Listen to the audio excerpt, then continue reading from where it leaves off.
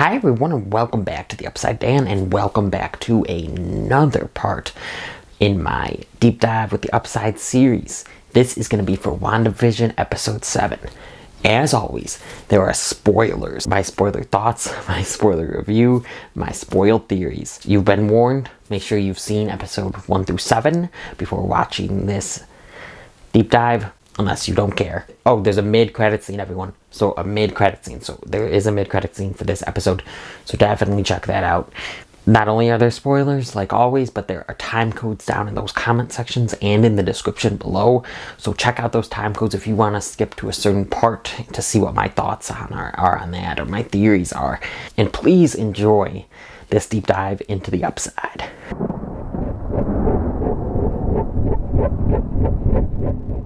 So, WandaVision episode 7. I want to start off the bat. There was a thing or two, and I think some people are going to know what it is, that I'm very disappointed by in this episode.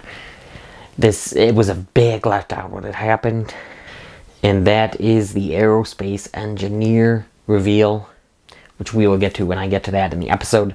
But just so you guys know, yeah, I was disappointed by that. It was a big letdown, and I can't imagine there's not going to be a big letdown for a lot of people.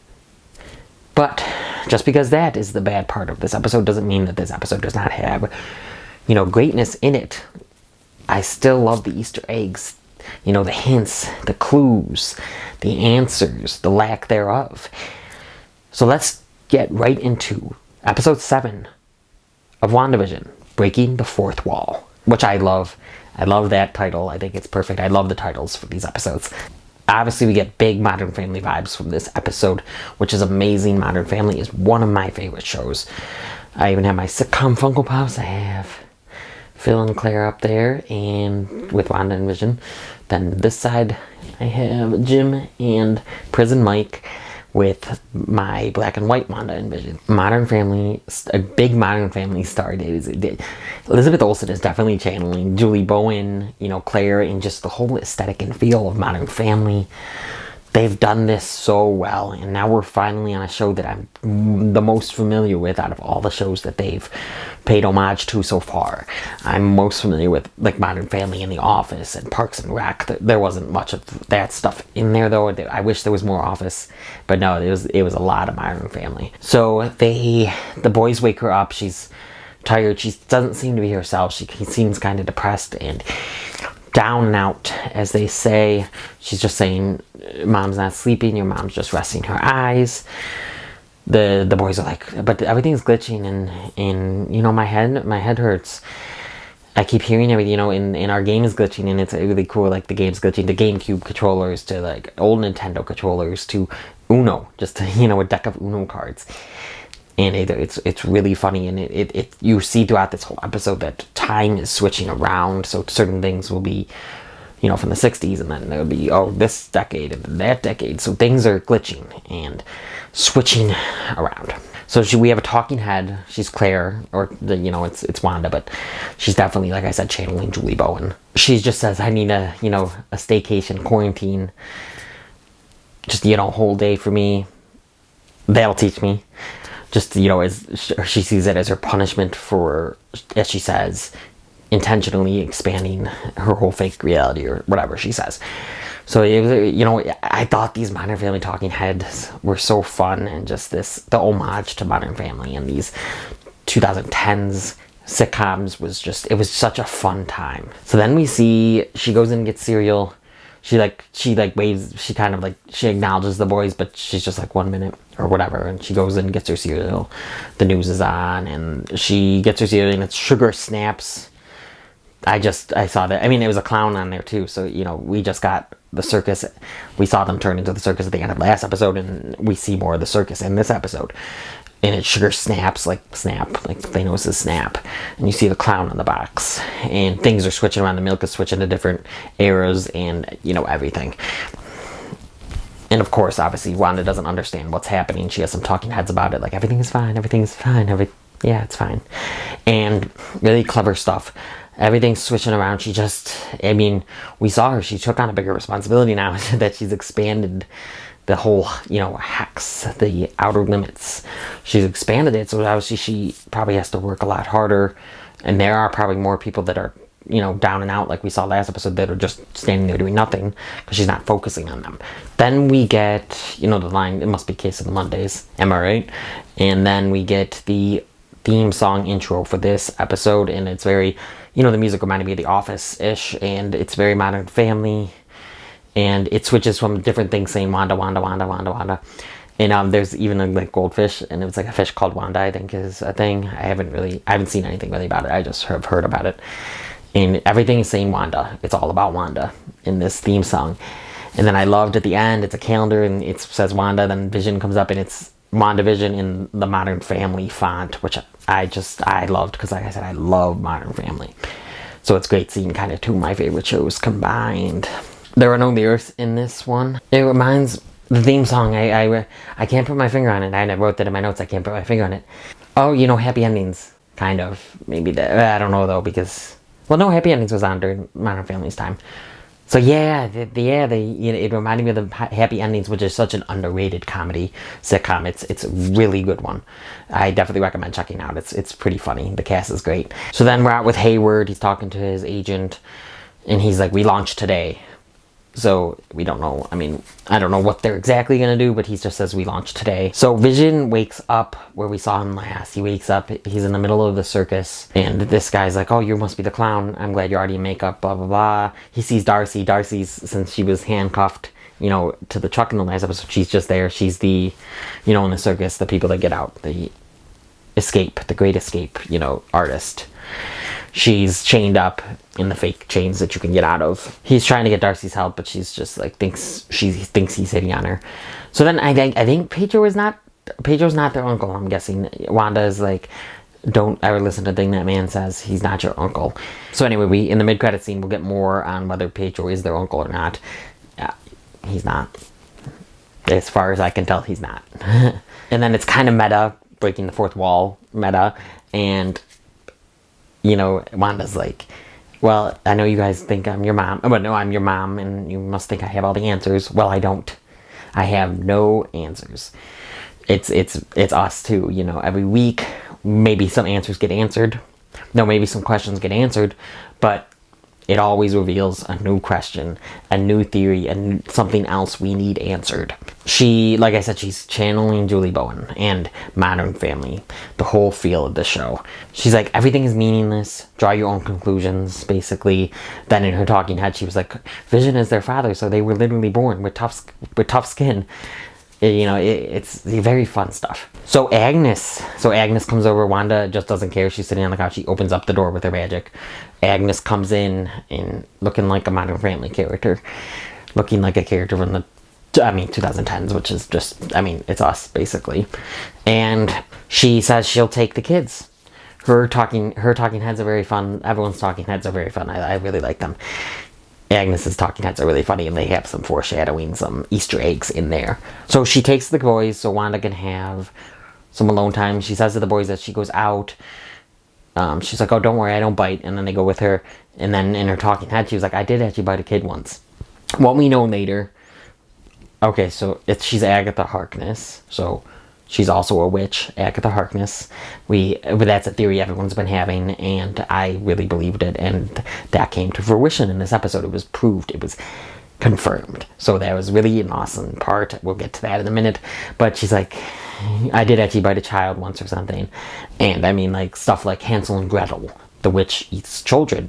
So I thought that was a pretty, funny nod. And she also had a mole. And when we think of witches, the classic, ugly mole-faced witches, green skin, we think of moles sometimes.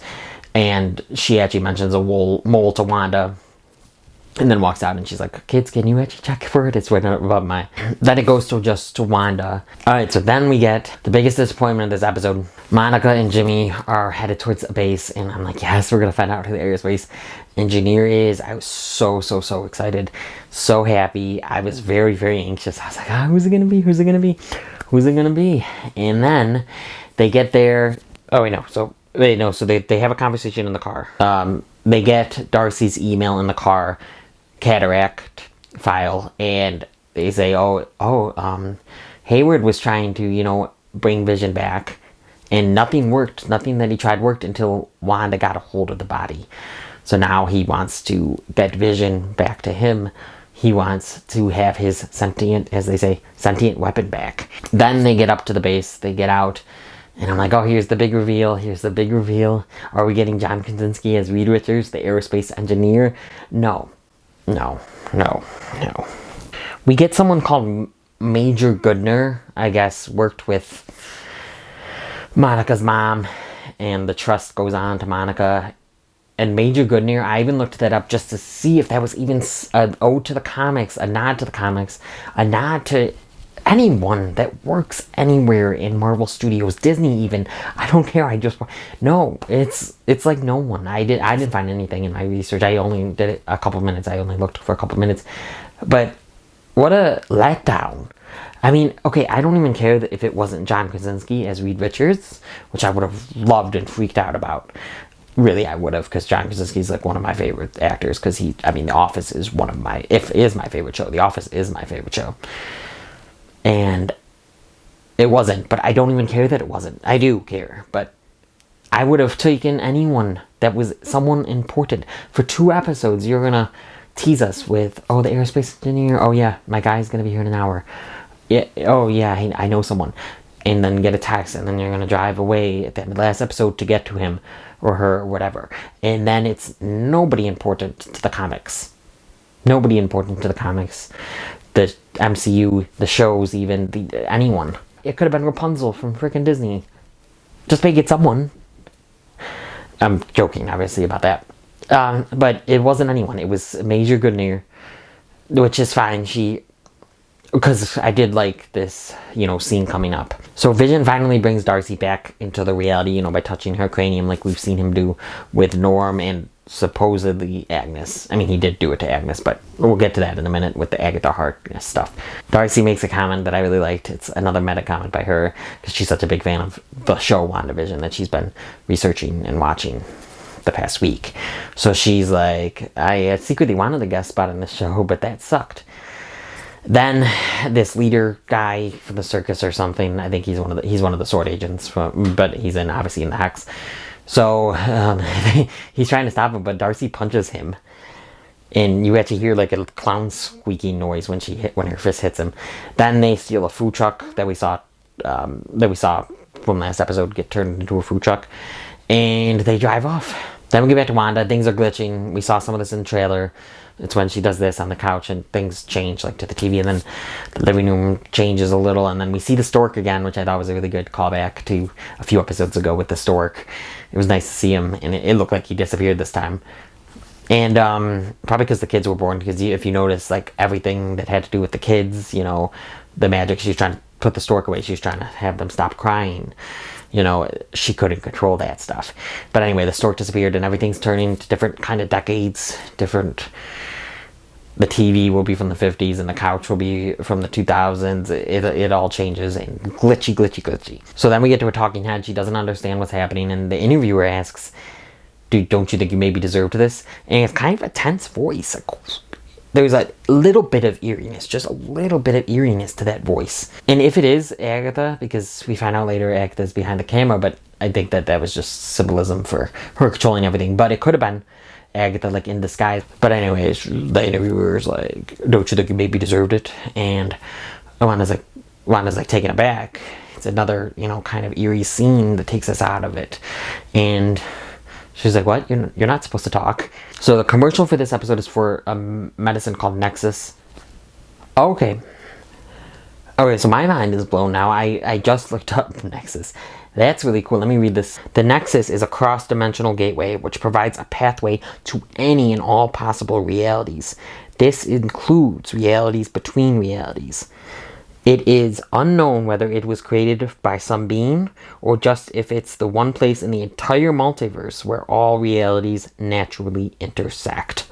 That's awesome. I like this episode so much more now. That's an awesome Easter egg. Oh my god. Yeah, I'm not a huge comic reader, so I had no idea about all this. But I wanted to look it up before filming this, but I'm actually glad that I kind of got my reaction to that. Wow. That mind blown. So yeah, we already knew we were getting into the multiverse anyway. Doctor Strange is literally called the Multiverse of Madness. We already knew, Spider-Man 3, there's been rumors, obviously. And, you know, and we knew that WandaVision, Spider-Man 3, and Doctor Strange 2 were all kind of one continuous story arc. And that's just amazing. Bravo to Marvel. Bravo to WandaVision creators, Jack Schaeffer, everyone that's written and directed and created this show and working on it, the actors. The show is just brilliant. The show is marvelous. Yeah, so I love this show. So that made me love the episode a lot more. This episode's great. So in the commercial, it's called... I'm sorry, I'm so excited now. The medicine... Yes. Alright, the medicine is called Nexus, which I just read. The gateway between universes, between multiverses, where they intersect. Ooh, awesome, awesome, awesome. I'm just gonna kind of read it. I wrote basically all the lines in the commercial. It's, visually it plays like, for the most part, a regular medicine commercial. But we got, feeling depressed? Like the world goes on without you? Do you just want to be left alone?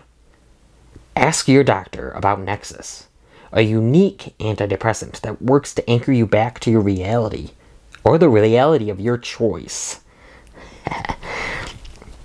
Awesome. Side effects include feeling your feelings, confronting your truth, seizing your destiny, and possibly more depression. You should not take Nexus unless your doctor has cleared you to move on with your life. Nexus, because the world doesn't revolve around you. Or does it? Show just, they put so much thought into this. I don't care if you think I'm over exaggerating. So anyway, so obviously that commercial fits in with what Nexus means about, bringing you into the reality or some reality, or having the world, it doesn't revolve around you, but maybe in some realities it does. That's awesome. That's awesome. I love this episode. Yeah, so that commercial is, that one's pretty on the nose, actually, now that you know what Nexus means and everything, and Wanda's kind of going through a funk. And so it's an antidepressant med. So yeah, this last one and then this commercial definitely are more of Wanda's present and the trauma she may be causing others and herself now, more than, the trauma she experienced in the past, which is just great. This show's so brilliant. So then we get kind of an eerie scene, and throughout this episode I was like, oh, we're gonna get a reveal about Agnes. We better get a reveal about Agnes, because we did not get a good reveal about the aerospace engineer. So Agnes is, she got them food and drinks, the kids, Billy and Tommy, in her house. They're, playing with the rabbit. Billy is like, I like it here. It's quiet. You're quiet, Agnes. There's a little, brief thing with Agnes is like taken aback, like almost by that, which is obviously, yeah. And Tommy asks about their mom.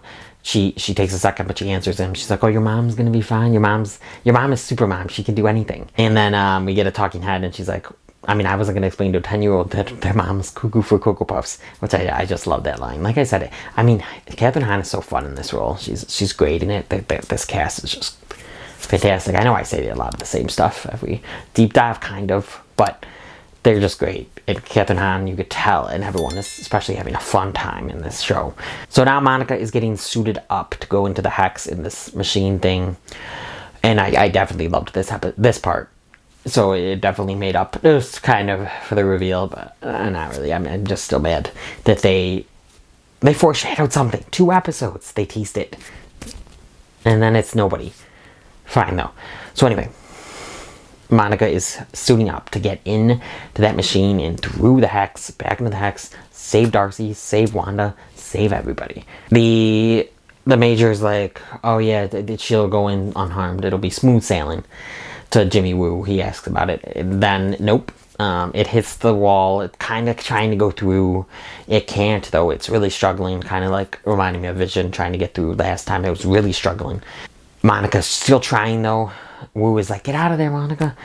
And he notices that it's, changing. It's rewriting, the tank thing. It's rewriting it.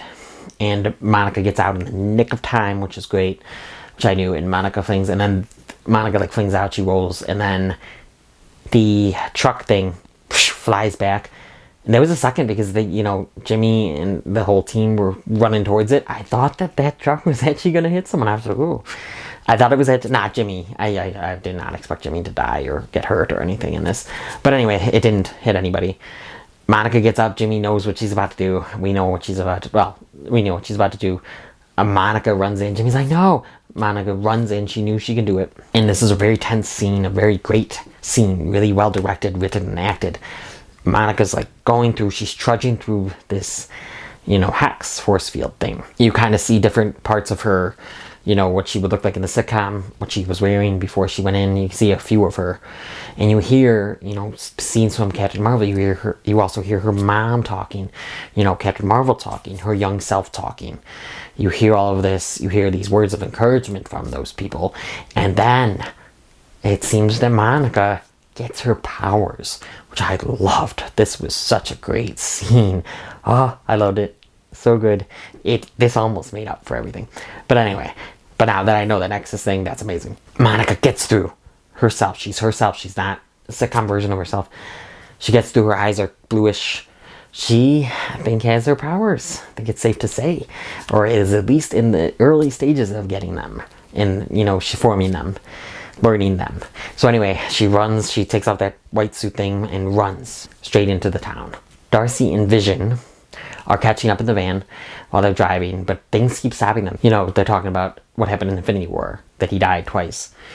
They're talking about, him coming from Ultron. They're talking about his past before, he doesn't remember anything before the Hex. So they're talking about that. Then they get into a red light, and Vision has, a talking head where he's like, oh, Wanda's definitely making these roadblocks so I don't get home to her for some reason. Oh, I wonder if it's not Wanda. Because why would Wanda... I mean, I know she said if he doesn't want to be here, he doesn't have to be. But I think that Wanda wouldn't not want him home. It's probably Agatha. Then there's another another thing that blocks them. The electrical company comes.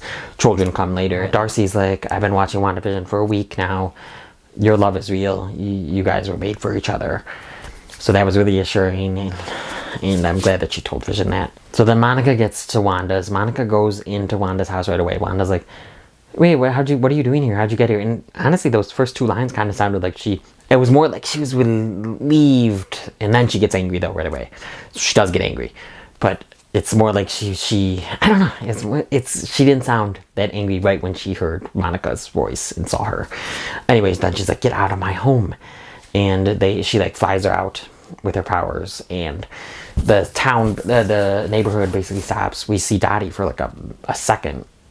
Dottie's barely in it anymore. I'm wondering if she's someone big. Anyway, so the whole neighborhood stops. The mailman that we've been seeing, he stops. They're all looking at this confrontation. And Wanda's like, the missile, Pedro. She's like, Pedro wasn't them. So she says, Pedro wasn't us. Which is another, foreshadowing for later. She puts Monica down and she's like, I've had it with your lies. Monica was like, the only lies that I've been saying are the ones you put in my mouth. Which I loved, And then Wanda kind of threatens her. She's building up her power.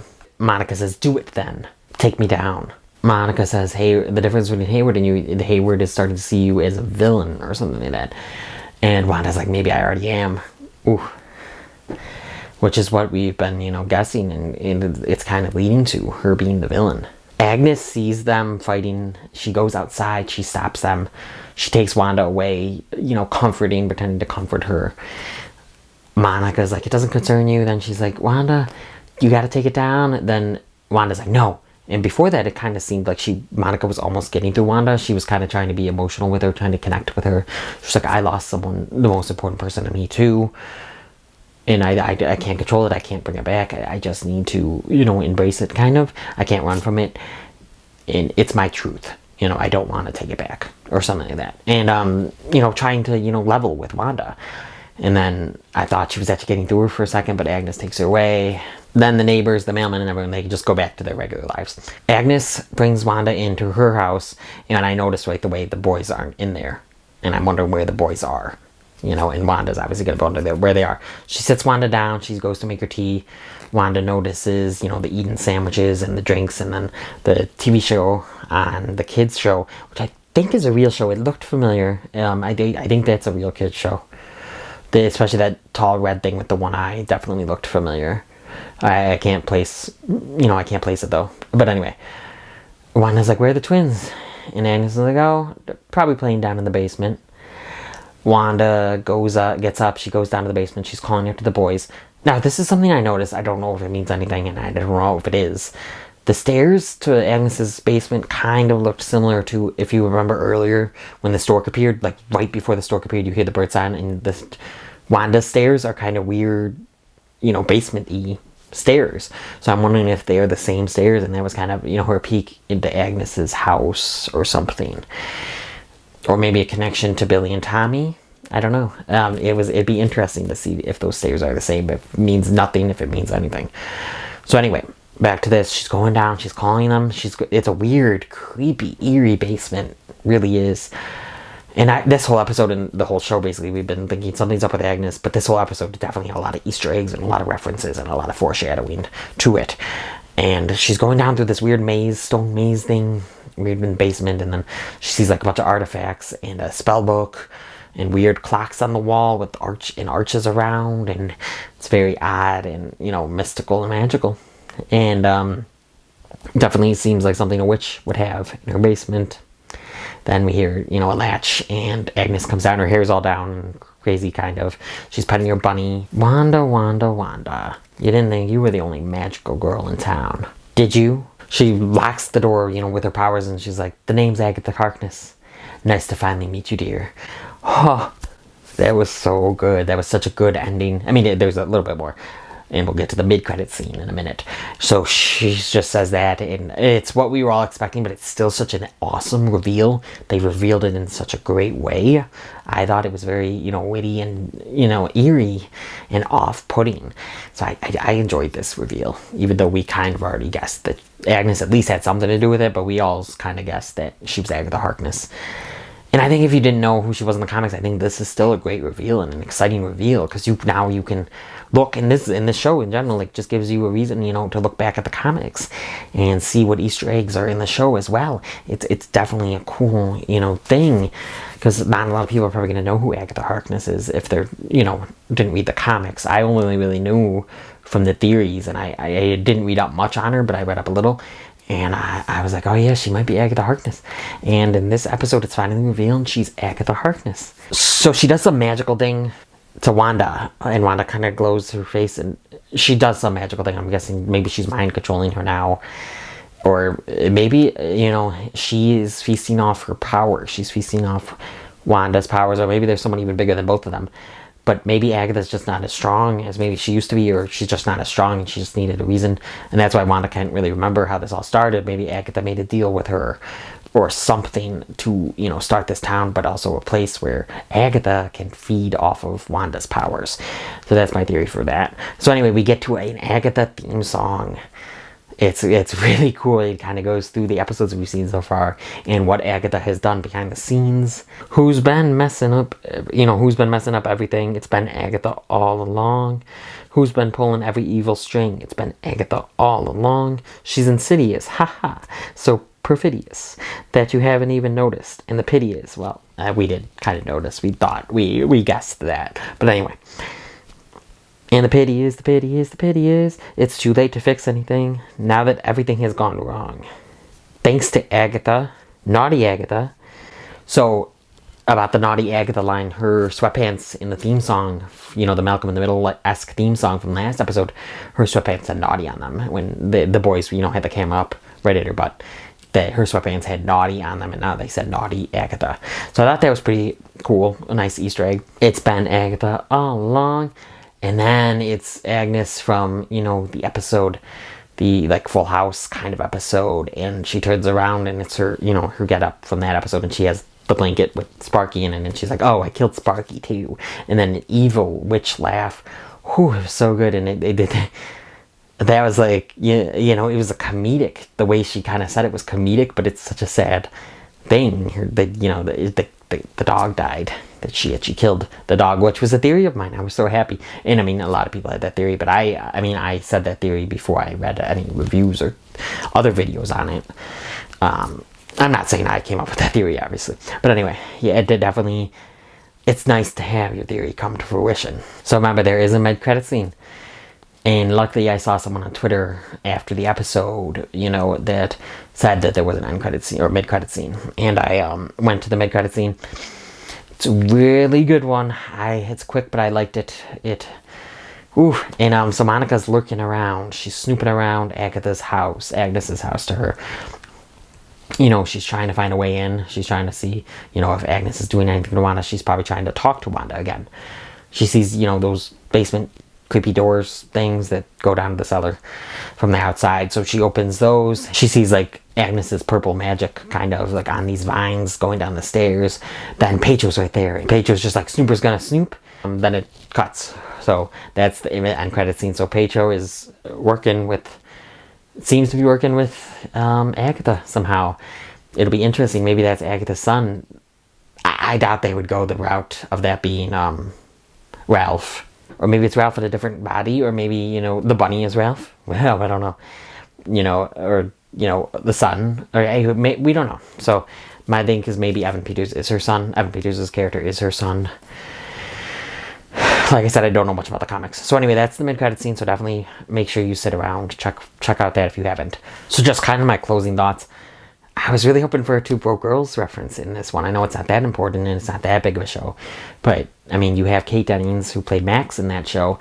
And you could have had her as a waitress. It wouldn't have made sense. I mean, she had to be in the circus, I guess. But she could have said, oh, I used to be a waitress. Or like, there should have been, I don't know. There could have been a reference to Two Broke Girls. I thought that would have been really good. And I wish there was more, references to The Office. Especially with Randall Park, who played Asian Jim in the one episode opening. He could have, if he went in somehow. Or it just, I don't know. It could have been a funny thing to do that somehow. And, play with The Office references more. Other show references more. Modern Family, they did great. They did really good at Modern Family. So, with this episode, I realized, it's so fun after these episodes and throughout these episodes. And each week we come up with theories, hints. We see the hints, we see the clues. We think of theories, we think of ideas. We, come up with stuff that could be happening, maybe it's happening. What if this is happening? What if that is happening? We come up with all this stuff. But, the downfall of that, even though I love that with the fandom, I love that it's so fun. But the downfall of that is kind of, you get your expectations up. At least I did in this episode. I was like, oh yeah, John Krasinski's going to show up as Reed Richards. I could totally see that happening. Because I totally could have. I really would have believed it, And then, no, nothing happened. It was some nobody, really. And, I had my expectations so high for this episode because I was like, oh, we're going to get a big reveal. Even if it wasn't, like I said, even if it wasn't John Krasinski, it could have been someone we know or someone we've heard of. Someone that's from the Marvel Comics or something. And it wasn't, so it let me down. But now, thinking about this episode, talking about this episode, yeah, I really loved this episode. Not as much. I think that I still like 4, 5, and 6 a little more, and I think I like 4 or 5 better than 6. I think a little bit, but really there's not much, wiggle room between these episodes of WandaVision. I think they're really doing a brilliant job so far. So like I said, my theories coming up is Agatha's feeding off of Wanda's magic. She created this town, but needed Wanda to do it, but also needed Wanda to do it so she could. So she's kind of taking advantage of her grief, Wanda's grief. So I think Wanda is a villain kind of here. And Agatha is just kind of, feeding off of her, taking advantage of it. And I think that Evan Peters' now character, maybe Agatha's son, maybe Ralph. But like I said, I think the age difference is just a little too much. And I know Elizabeth Olsen and Paul Bettany have an age difference as well. It's not a bad thing, but I don't know. I feel like that's too much. Maybe I could be wrong. But maybe he is Ralph. Maybe she turned the bunny into Ralph to keep an eye on things. And I don't know. We'll see coming up. So it'll be interesting. And I don't know if I couldn't tell if Monica was getting controlled. Because her powers, she has the blue eyes for her powers. So maybe she just has her powers. Or maybe Monica is under the control of Agatha and whoever Evan Peters is playing his character. So it'll be interesting to see. It was cool to see a mid-credit scene. It's like Marvel's back. I mean, Marvel was back with this show, but even though it's not an end credit scene, but it's a mid-credit scene, so it was a really cool mid-credit scene. It felt good to get that in a show again, in an MCU project again. So yeah, make sure you comment down below. What are your thoughts on this episode? What are your theories coming up? You know, tell me. Talk about WandaVision with me down there. I'm willing to have a conversation about WandaVision with like anyone. I love this show. Still love it. Even though, yeah, I was a little down on this episode of parts, but I still love this show, and I'm just looking forward to the last 2 episodes. There's only 2 more episodes, and then, you know, that finale, I really hope it's going to pay off. There was a time while watching this one when I was like, if I can be let down by this episode, what if I'm let down by the finale? But I don't think so. I think that we're in capable hands here. I think it's going to be a good episode. The next 2 episodes are going to be really big. I really think so. So, I hope you're enjoying my WandaVision content. Again, comment down below, please. Comment down below. Like this video if you liked this video. Comment down below with all of your thoughts and theories, your spoiler-filled thoughts and theories on WandaVision and what you see in the future of the MCU and of this show. If you liked what you've seen here and you want to see more, click around here to see more of my other WandaVision deep dives. Make sure you're watching. I'll make sure you're... See if they hold up. See if my theories came true, if they didn't come true, if they're gonna come true. Check these out all around here. Check my subscribe button out somewhere. Hit that notification bell, subscribe, and come to the upside down.